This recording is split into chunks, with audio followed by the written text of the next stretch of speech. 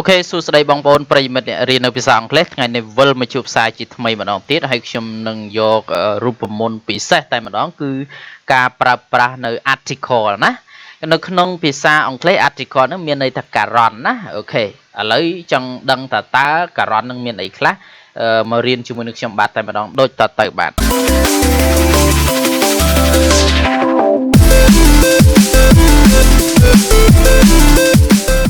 អូខេអញ្ចឹង the articles អញ្ចឹង the article គេថាម៉េច there are two kinds of article in English there are two kinds of articles in English មានន័យថាអូខេអញ្ចឹង there are two kinds of articles in English អូខេអញ្ចឹង the article មានន័យថាការ៉នណា there are two kinds of article in Englishមានន័យថាមានការ៉ន2ប្រភេទក្នុងភាសាអង់គ្លេសអញ្ចឹងការ៉ននៅក្នុងភាសាអង់គ្លេសមាន2 article ហ្នឹងប្រែថាការ៉នណាអញ្ចឹងការ៉នក្នុងភាសាអង់គ្លេសមាន2ប្រភេទអញ្ចឹងទី1គឺឲ្យឈ្មោះថា the indefinite article the indefinite article មានន័យថាការ៉នដែលវាមិនច្បាស់លាស់ indefinite ហ្នឹងប្រែថាមិនច្បាស់លាស់អញ្ចឹងការ៉នមិនច្បាស់លាស់វាមានអីខ្លះមាន a ហើយនិង e ណាអញ្ចឹងយើងយក a នោះមកសិក្សាមុនណា how to use a ហ្នឹងយើងយក a មកសិក្សាមុនណា article a ការ៉ន a មកសិក្សាមុនអូខេអញ្ចឹងទី1គេថាម៉េច use before a word beginning with a consonant used before a word beginning with a consonant Okay, use before a word beginning with a consonant មានន័យថា a ណាa article ហ្នឹងការ៉នហ្នឹងណាមានន័យថាគេប្រើប្រាស់ពីមុខនៅ beginning word ហ្នឹងមានន័យថាពីមុខផ្ដើមពាក្យណាពីមុខផ្ដើមនៃពាក្យ with a consonant ដោយមានជញ្ជនៈ a consonant ហ្នឹងប្រែថាជញ្ជនៈណាអញ្ចឹងឧទាហរណ៍ a woman a woman នេះ a ហ្នឹងគេឲ្យឈ្មោះថា article a ហើយគេថាម៉េចផ្ដើមដោយ consonant គឺ w ហ្នឹងគឺជា consonant អញ្ចឹង a woman a woman a woman ប្រែថាស្ត្រីម្នាក់ a boy a boy a boy a ហ្នឹងគឺជាប្រភេទនៃ article ហើយ boy នេះគឺជាប្រភេទនៃ consonant b ហ្នឹងគឺជាប្រភេទនៃ consonant អញ្ចឹង a boy a book a book a book a book ឃើញទេបងប្អូន a table a table a table a table a table អញ្ចឹង a ហ្នឹងគឺជា article ហើយ t នេះគឺជា consonant អញ្ចឹងនៅពីមុខជញ្ជនៈបងប្អូនត្រូវចំណាំថានៅពីមុខជញ្ជនៈគឺបងប្អូនប្រើ article a នេះណាចំណុចទី1ណាដែលបងប្អូនរៀននៅក្នុងចំណុចទី1គឺការណានៅពីមុខ consonant បងប្អូនប្រើ article a នេះអូខេឧទាហរណ៍ទី2ហ្នឹងគឺការប្រើប្រាស់ article a ហ្នឹងគឺមានន័យថាម៉េច use before a word beginning with you use before a word beginning with you ចំណុចទី2ហ្នឹងគឺមានន័យថាប្រើប្រាស់ណាប្រើប្រាស់មុខពីមុខនាមដោយផ្ដើមពីមុខពាក្យដោយផ្ដើមដោយអក្សរ u នេះ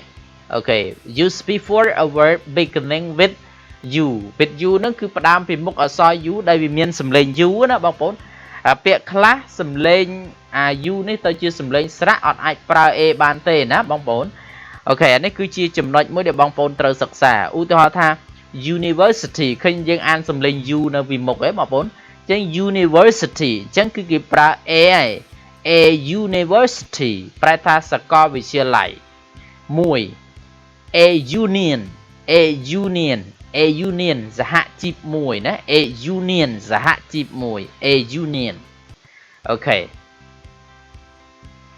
ទី3ណាចំណុចទី3ហ្នឹងគឺ use before a word beginning with au use before a word beginning with euចឹងមានន័យថាចំណុចទី3ហ្នឹងគឺប្រើប្រាស់ណា use ហ្នឹងប្រែថាប្រើប្រាស់ហើយ use ហ្នឹងគឺជា past tense ណាគេចង់និយាយថាពាក្យហ្នឹង article a ហ្នឹងគឺត្រូវបានប្រើប្រាស់ពីមុខ ពាក្យដោយផ្ដើមដោយណាដោយផ្ដើមដោយអក្សរ EU ណាឧទាហរណ៍ថា a European a European a European ប្រែថាជនជាតិអឺរ៉ុប a European ជនជាតិអឺរ៉ុប a unique a unique a unique ប្រែថាមនុស្សដែលគេគ្រាវមនុស្សដែលគេចាប់គ្រាវគេឲ្យឈ្មោះថា a unique unique ហ្នឹងគឺហើយ AU មិនប្រែថាទេណាបងប្អូនមិនអានថាទេយើងអានថា U ណា European unique ប្រែថាមនុស្សដែលគេគ្រាវណាបងប្អូនចំណុចទី4ណាចំណុចទី4ហ្នឹងគឺមានន័យថា use before a word beginning with o okay use before a word beginning with o ចំណុចទី4ហ្នឹងមានន័យថាប្រើប្រាស់នៅពីមុខពាក្យដោយផ្ដើមដោយអក្សរ o ណាប្រើប្រាស់នៅពីមុខពាក្យដោយផ្ដើមដោយអក្សរ o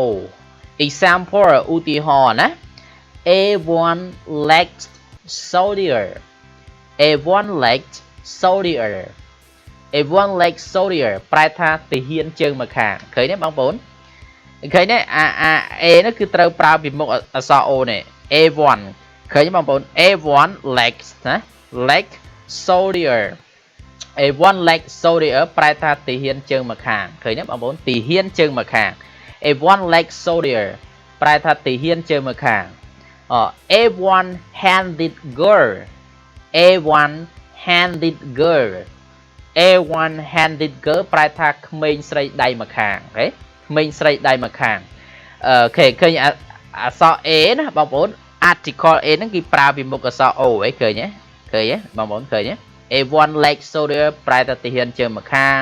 A1 handed girl